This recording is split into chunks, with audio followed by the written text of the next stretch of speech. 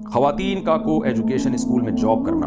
احمد پشاور سے، مجھے ایک کو ایجوکیشن اسکول میں جاب ملی ہے جو میٹرک تک ہے، مجھے جاب کی ضرورت بھی ہے، کیا میں عبایا کے ساتھ یہ جاب کر سکتی ہوں؟ جی نہیں، یہ جاب جائز نہیں ہے۔ کو ایجوکیشن میں اگر آپ جوان ہیں اور جوان عورت کا اس طرح مردوں میں جا کے، ٹھیک ہے آپ برقعے میں ہوں گی، لیکن برقعے میں بھی تو وہ تو کبھی کسی مردوں کے سامنے سے گزرنا پڑے تو برقعہ پہن کے گزر سکتی ہے۔ مستقل وہاں کھڑے ہو کر روزانہ ان کو ٹیچ کرنا، ان کو پڑھانا، یہ یقیناً فتنے کا ذریعہ ہے۔ لیکن اگر آپ کا مسئلہ یہ ہے کہ آپ کے پاس یعنی کوئی کمانے والا نہیں ہے اور گھر میں جو مرد ہیں وہ بھی کفالت کے لیے تیار نہیں ہے، تو پھر ایسی مجبوری میں کوئی اور جاب بھی نہیں مل رہی، تو پھر ایسی مجبوری میں آپ پردے کے ساتھ یہ جاب کر سکتی ہیں۔ جیسے ہی کہیں اور اگر آپ کو جاب ملے تو یہ فوراً چھوڑ دیں۔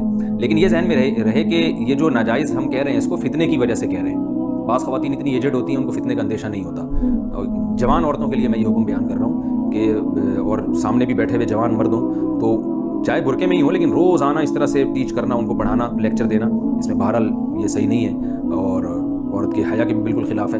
لیکن اس کے باوجود آمدن بہرحال جائز ہوگی۔ آمدن جائز اس لیے ہوگی کہ وہ آمدن جو مل رہی ہے وہ ٹیچنگ کی مل رہی ہے، وہ ٹیچنگ بذات خود ایک جائز کام ہے۔ تو اس لیے جب میں نے اس کو یہ کہا کہ جن صورتوں میں ایسا کرنا ناجائز ہے تو وہ یعنی فتنے کی وجہ سے ناجائز ہے، تو اس ناجائز ہونے کے باوجود جو تنخواہ ملے گی اس کو ناجائز نہیں کہا جا سکتا، کیونکہ تنخواہ جو مل رہی ہے وہ تو ٹیچنگ کی مل رہی ہے، اور ٹیچنگ بذات خود ایک جائز کام ہے۔ اس کا طریقہ کار غلط ہو رہا ہے، تو طریقہ کار جب غلط ہوتا ہے تو پھر اس کو آمدن بہرحال ناجائز نہیں ہوتی، کیونکہ آمدن تو وہ جو ہے نا اس ٹیچنگ کے عوض میں آپ کو دی جا رہی ہے۔